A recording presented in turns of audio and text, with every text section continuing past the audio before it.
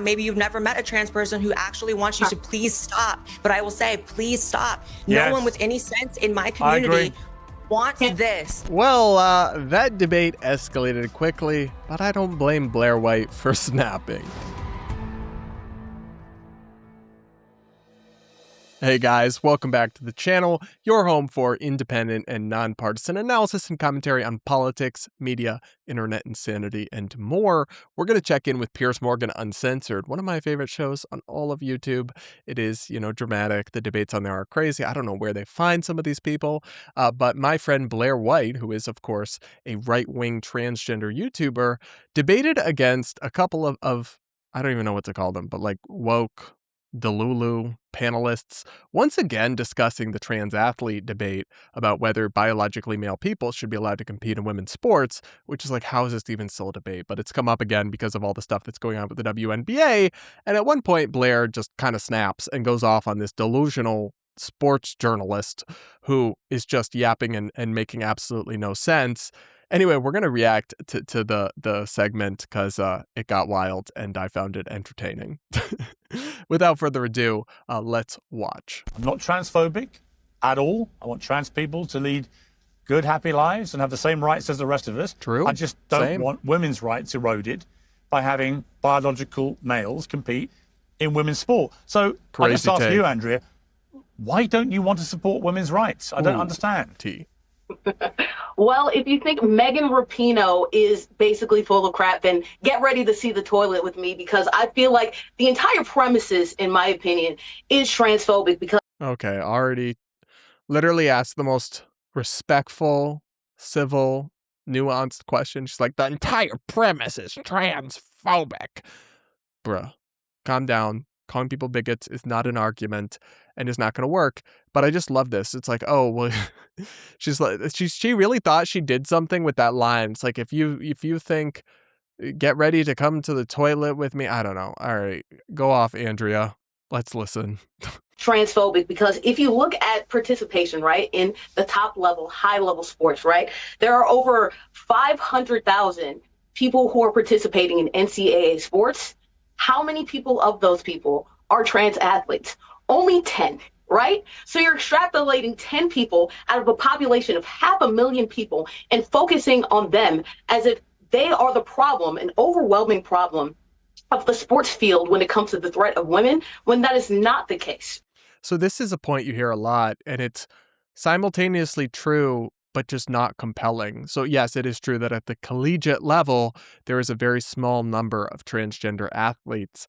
But the fact that something is rare, well, that's actually all the more reason to just, okay, then it won't affect very many people if you restrict it. So all the more reason to go along with obvious common sense and sanity. And it doesn't make it not crazy. It's like, just because something is very rare doesn't mean that you're right? It is very rare, for example, that biologically male athletes compete in the Olympics, but that did happen with Iman Khalif, who has some sort of intersex condition, so is chromosomally male, but competed in women's boxing and punched these women harder than they've ever been punched in their life. I mean, out of all the thousands upon thousands of Olympic athletes, it's very rare that happens. It's still crazy, and they should still change the rules so it doesn't happen.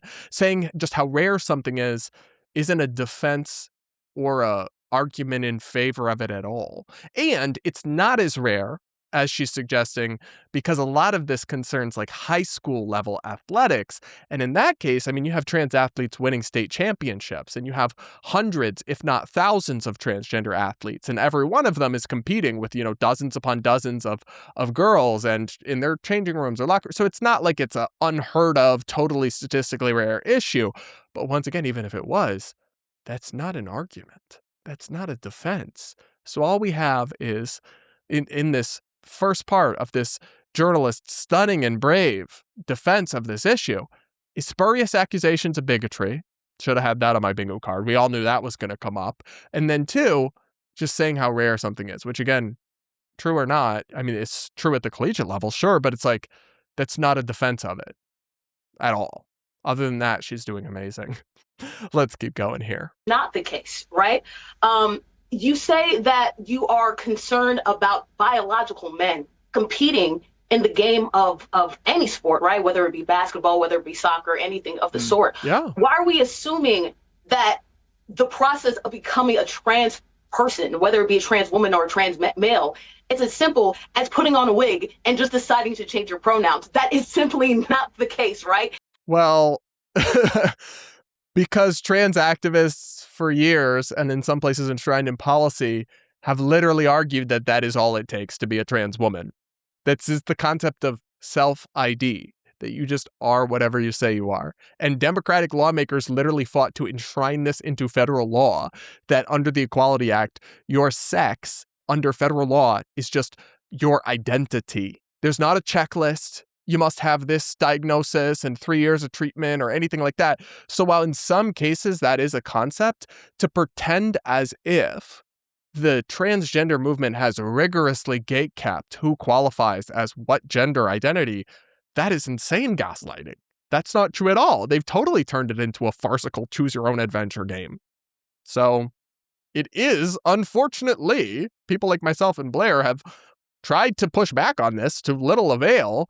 It is as simple as slapping on a Party City wig and adding pronouns to your bio, and then suddenly you are just as woman as anyone else. That is literally the position that progressives have stood on over the last decade of debate on this issue.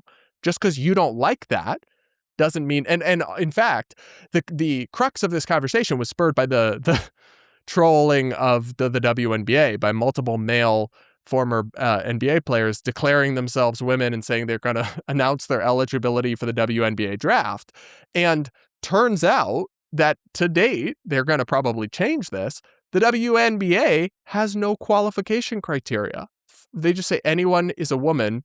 You have to be a woman to play in the WNBA, but there's no criteria for how you must qualify for that. So it's just anyone who says they're a woman. There's no, you must be a natal female. Absolutely not. They don't support that. They want trans inclusion. And then 2, there's not even a requirement that you have to have a gender dysphoria diagnosis and take 2 years of hormone therapy or anything like that. Now, they might add that to try to preempt these trolls from actually becoming eligible. But as of today, it is literally what she says isn't real, is the policy of the WNBA. It's the gaslighting is off the charts. Anyway, we're going to get to the part where Blaire snaps pretty soon because she's got the patience of a saint on some of these panels, just listening to the most delusional shit and not interrupting. I would not be able to keep my mouth shut. Anyway, we'll keep going. If you or your child spent years growing up on social media and experienced serious mental health issues, you should hear this. Recently, a jury ordered Meta and YouTube to pay millions for their role in designing and promoting addictive platforms. They knew their apps could contribute to anxiety, depression, and body image issues, but did not share those risks while prioritizing profits. The recent historic verdict underscores the consequences of those decisions. Now, Morgan & Morgan is stepping up to hold these platforms accountable for the harm they caused. Click the link in my bio to take a short quiz, as you may be entitled to a potential recovery of over $1,000. Now back to the show. Case, right? Then we should have gender-neutral Olympics. Do you agree with that? I think that entire premise is also crap because, again, we are one supposing that there's not a transition process, but also, 2, what exactly does it mean to be a biological man or biological woman? Because there are tons of people. 1 in 20 people are intersex. Also, 2. That's a fake statistic. That is absolutely incorrect. 1 in 20 people are not intersex. That is not true, not correct. My friend, PhD evolutionary biologist Colin Wright has debunked that statistic extensively if you want to go look into it. Regardless, though, what do you even mean by a biological male or female? We all know what we mean. Stop. They've got to stop acting like biological sex is a frickin' mystery novel. It's really not. Anyway. God, this is depressing that we're still doing this. We're still having these insane conversations and debates.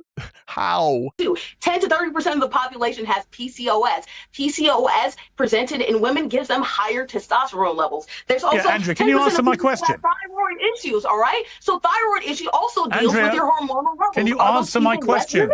Or answer women. Or less answer women. my question. I cannot answer your question without trying to get to the basis of what is a biological man and what is a biological woman in the first place, because science cannot determine that as well, Piers. I'm sorry. She just said science cannot determine what is a biological male and biological female. it can, in fact, determine that.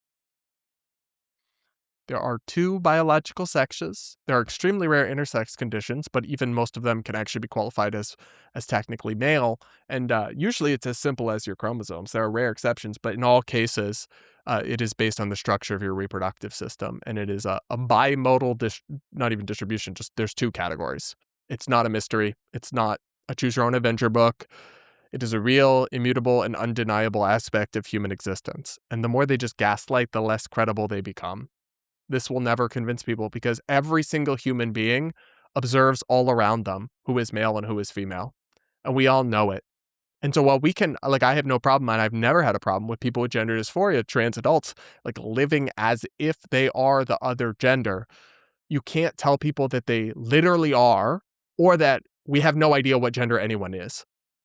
No one's ever going to believe that. Like, sorry, not sorry. And here I think Blaire is about to have had enough of this delusional girl. Let's keep going. Me help you. God. I've been on the show so many times arguing this topic, and it actually is blowing my mind that you can still find people on this 95-5 issue that are willing to so vehemently argue for the 5%, right? I think that most Americans have moved past this, like intellectually, this debate. And I will say that I do support Sophie Cunningham. I think she's iconic. Her pointing meme is great. I love it. And whenever a mainstream celebrity does speak out against wokeism or against the establishment, the question then becomes if they're going to stand on it. So it's been really good to see her, you know, despite the people protesting her and people being upset, to actually stand on what she said. And I think that that's admirable. You know, the WNBA is the highest level of women's sporting league in the country. It's the top. And so if those women in those positions can't speak out on this, then who can, especially when there's women or girls in high school and women in college that are experiencing this. So I support her. And to the women in the pigtails, shout out to you having your own opinion, but I'm going to need you to sit down because I am trans. And so all this you're speaking about, the hormonal changes that happen, I know those quite well. And I will tell you right now, it's more than just taking hormones or lowering estrogen when it comes to comparing a trans woman athlete with a biological woman athlete. Things like wrist size, height, lung capacity, heart size, so many things that are going to obviously come into play and benefit the biological male in this situation are going to be there. And those are not reversible through hormones, no matter what. So yeah, I'm so glad she called her out directly to the girl in the pigtails. She ate her up. But no, the sports journalist Andrea had tried to argue that, like, well, when they transition, all the differences go away, and it's obviously not the case. Obviously, when a biological male athlete takes estrogen and goes under hormone therapy, their strength reduces, their muscle mass reduces, but there are some differences that are not affected by hormone therapy, like your skeletal size, your wingspan, your height, your bone density, your lung size, other things, and then even the muscle mass reduction oftentimes is not even completely equivalent. And it honestly wouldn't really even matter if it does, because the underlying question is more fundamental. It's about, like, who are female sports for? And it's in the name, it's for females. But regardless, it's like, it's just not true to suggest all the differences are alleviated. That's not the case. It is anti-science, just objectively wrong. But these people are the ones who probably had the Dr. Fauci bobbleheads and said, follow the science. It's really uncanny. Anyway, we'll keep going here as this clip concludes. It gets a little rowdy. It's a lot bigger than just, oh, they're on estrogen now, so it's a level playing field. It's really not. You are making mountains out of molehills and supposing something that does not exist and is not reality. Girl, can I just say? I think someone's confused about reality. If anyone's making a mountain out of a molehill, if anyone is making a mountain out of a molehill, it's people like you two, those 2 women on the panel, who are turning trans sports into a civil rights issue, into some sort of like Martin Luther King crusade. And I just have to ask because it's just so weird to me. And Blaire's going to finish and make a good point, but did you? I don't know if y'all caught that. The journalist says it is a civil rights issue. Oh my God, you're not Rosa Parks. Leah Thomas is not Rosa Parks. It is not a civil rights issue for biologically male people to be allowed to compete in women's sports. And what's so funny about that, in a dark way, is that is like actually so much more offensive to the history of racism and racial justice in America than any of the freaking microaggressions that woke people complain to. You can't say master bedroom. That originated in slavery. No one cares. It probably didn't. Even if it did, it's irrelevant in its modern usage. But it's like, yeah, they can belittle the legacy of civil rights by comparing males and women's sports having a civil right to compete. That, if I was going to be upset by anything, if I was some black activist, I'd be way more upset by that, because that does far more to delegitimize and water down the very real, very ugly history of how black people were treated in this country and how they had to fight for their freedom and civil rights than the little silly things these woke people spend their time obsessing over. But they do that, and they don't see a hint of irony to it. I do, in fact, and I find it ridiculous. But anyway, I'll let Blaire finish here, and then we'll see what Miss Andrea has to say. To me, and I'm a trans person saying this, why is this you guys fight? Like, there are so many trans people. All you have to do is go online. There are so many trans people just like myself who don't want this, because all it does is serve optics that are horrible for the trans community. It takes away opportunities from biological women, and it makes trans women look crazy. And it's a problem that you guys are sticking your feet into this, because I can tell you right now, maybe you've never met a trans person who actually wants you to please stop. But I will say, please stop. No one with any sense in my community wants this. Not one person. You guys want it more than us. The people protesting Sophie Cunningham in the audience at the WNBA, none of them were even trans. They were a bunch of just like white women. Let her cook. Let her cook. Blaire cooked. I'm sorry. Please stop. Please stop is hilarious, because it's like, really, if you actually cared at all about trans people, because these, I don't know, maybe she does, but these delusional activist types, the Andreas of the world, they're actually prioritizing themselves and their own desire to seem like woke saviors and to seem compassionate and get street cred with their progressive peers. They are prioritizing that over actual acceptance for trans people, because Blaire is completely correct. It's dying on the hill of the 20 side of these 80-20 issues. Though, you know what, honestly, we got to stop saying that. It's really more like a 10 side of a 90-20, a 90-10 issue at this point. And so taking that side is so politically divisive and leads to so much backlash and a decrease in support, and is such an optical and political miscalculation for any sort of trans activism, that the only reason you can do it is either you're delusional and just totally unaware of this, which might be the case, or you don't actually care, but you just want to seem in your ultra progressive bubble like you're the good guy and get attaboys for saying, oh, you stood up for trans civil rights by being delusional about sports. You're so good. Here's a cookie. When in reality, you're just setting the trans community back. And I think it's probably true. I don't know the polling about what trans people themselves believe about this. That polling would probably be corrupted anyway by all the people who aren't actually trans but claim they are, and then would respond as trans people. But I would suspect that most genuine, traditional trans people with gender dysphoria long running, who aren't non-binary, who didn't just suddenly wake up one day and decide to be she, they, or whatever, don't even want this. Don't even think this. Don't even stand on this. And yet you have these types that do, and it's remarkable, honestly. But shout out to Blaire. She absolutely cooked. She ate on this. And as much as I can't believe that we're still having these debates, I still click on them, and I still tune into them, and I still engage in them. So maybe I'm the problem. I don't know. You guys will have to let me know what you think in the comments below. Make sure you subscribe to the channel if you aren't yet. Do hit the like button while you're at it, and consider becoming a channel member. Here on YouTube, it's the best way to support my work. I try to be independent, call out the far right and the far left. Not always the best business model, so I do need support from viewers like you. Hit the join button or click the link in the description. And guys, with that, we'll be back with more real soon.